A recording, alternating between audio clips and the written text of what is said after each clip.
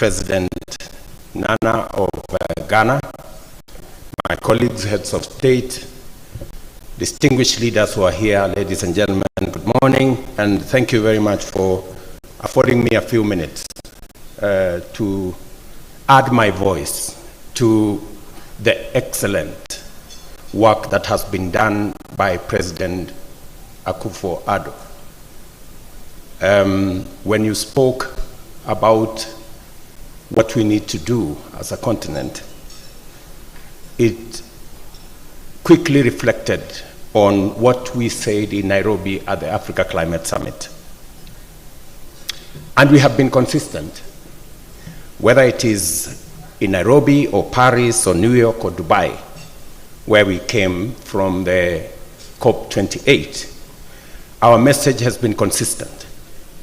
And I think today we are very happy that the whole world has come around. There was a time when a conversation about the global financial architecture debate looked like it was an us versus them debate.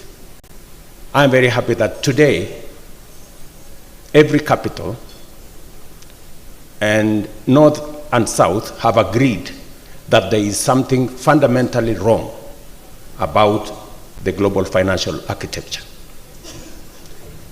And I think recognition that the problem exists is actually half the solution, because you can't solve a problem if you don't think it exists. I think we have made the case sufficiently, and today every capital believes that there is a problem with the global financial architecture and something must be done about it. And therefore, we must lead on all fronts. And I agree with President Nana that I think he told us God helps those who help themselves. Let me paraphrase it. The Bible says, faith without works is dead. I mean, you can't believe in something and then you do nothing about it.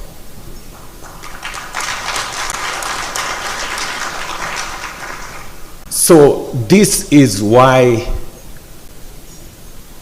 the realization that there is something to be done about the global financial architecture, as the people from Africa in this AU setup, we decided in Nairobi that we're not going to take the corner of victims and to try and point fingers and blame game. We're going to do something about it, and we're going to be part of the solution.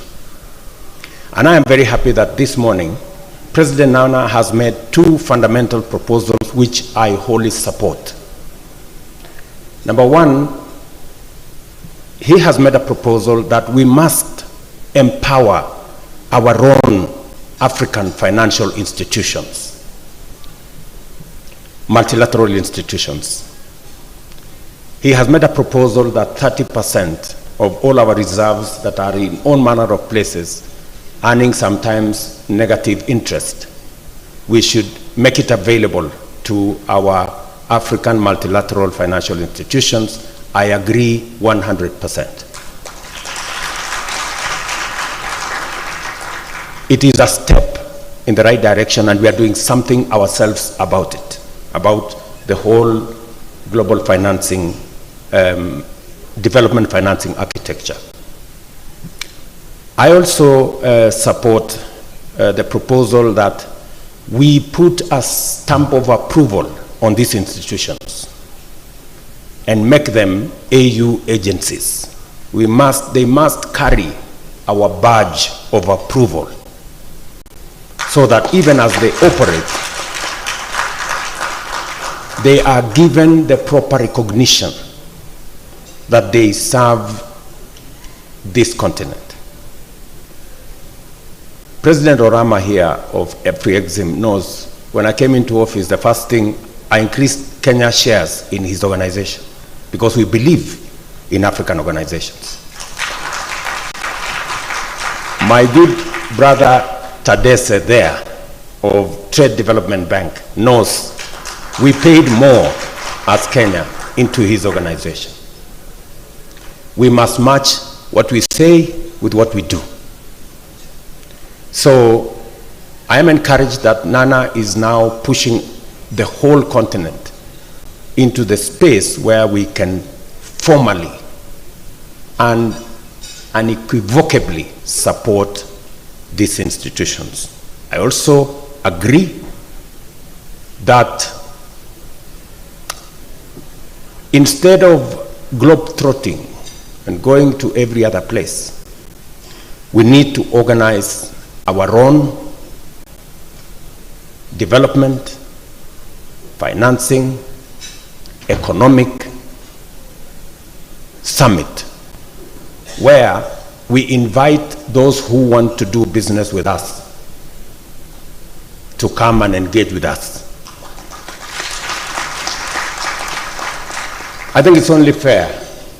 We have made good our part of the bargain. We have gone to many capitals. Surely it is time for them to come to ours also. And I think we won't be asking for too much. And I will take up the challenge, President Nana. If it is agreed that that be the case, I will offer to host the first summit. But even as we do this here in our continent, we must never shy away from taking our ideas, our suggestions into the global stage. And that is why Kenya is participating both, and we are co-leading both the task force on international taxation to scale up development, climate and nature action. That task force includes Germany, France, Colombia, and Barbados. We are also engaged in the expert review on debt, nature, and climate. These two initiatives, as we represent our side of the divide, we have made it absolutely clear that we no longer are going to participate in a place where we are given already agreements, rules, regulations made by others. We will only sign onto any regulations or agreements if our input, our ideas, and our suggestions are inbuilt. We have had very tough negotiations because we said we will no longer be passengers. And when we made a commitment that in Nairobi that we are going to be part of the solution, we indeed must be. And so, let me just make two suggestions. You know, there is an attempt, because we have the largest reserves of renewable energy in Africa, there is an attempt to make it look like it is very expensive to unlock these renewable energy resources. But nobody is telling us that on the whole, renewable energy ultimately is much more efficient and is cheaper in the long run. So those who want to tell us it's expensive to upfront investment in renewable energy, we need to tell them, don't tell us half the story, tell us the whole story. That yes, it may be heavy upfront, but long term, ultimately, it is cheaper, it is much more efficient, it is what we must do.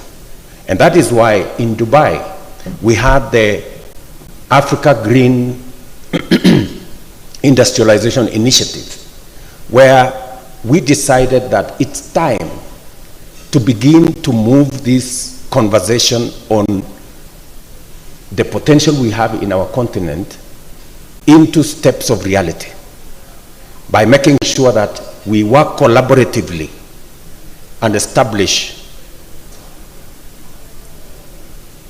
between 2, 3, 4, 5 countries how we can work together to establish green industrialization facilities, look at innovative ways of making sure that we make this a reality.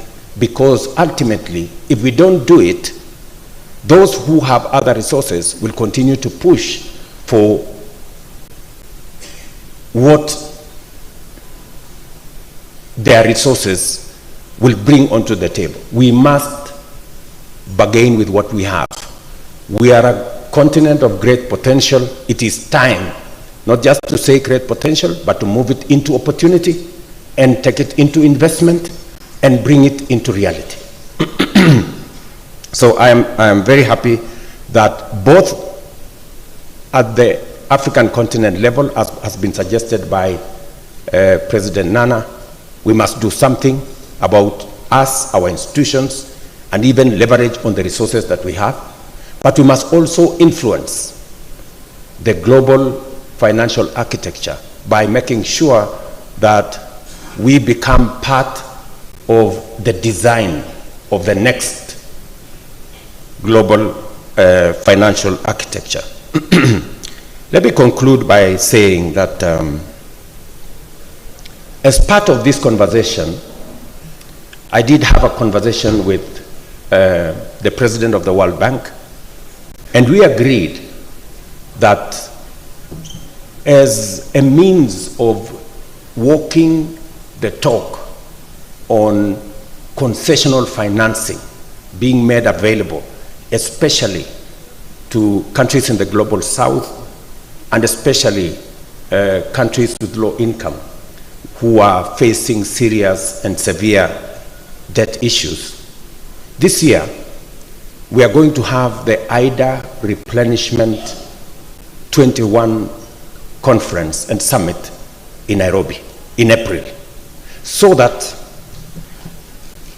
we can also drive the whole fundraising around IDA that is going to give us resources that are concessional and help the multilateral development banks to also get those resources and eliminate hurdles and unnecessary bureaucracies that are limiting access to those finances and even the fundraising of those finances. I want to invite my colleagues, and we will be discussing in the summit how we package our interventions, our ideas on what IDA should look like going into the future, and how we use such instruments to help us raise additional concessional financing that can be accessed by our countries, because IDA is almost 90% countries in the global south who are beneficiaries. So I quite agree with what my good brother has put across, and I look forward to having a conversation with all of us in Nairobi on IDA and working with the rest of the donor community and the international community on how this can be made a reality. Finally, I have said, hopefully in this summit, we will finally endorse the African Club and make these institutions and give them the stamp of approval that they so much need for them to raise resources globally and to be able to support our own development. Let me, in the interest of time, let me leave it there for today. I had something which I wanted to say, which is escaping my mind. But let me say that I'm very happy that we're having this conversation. And by God's grace, I am very confident that with what we are doing now, the actions we are taking, we should be able to be in a better place shortly. Thank you very much.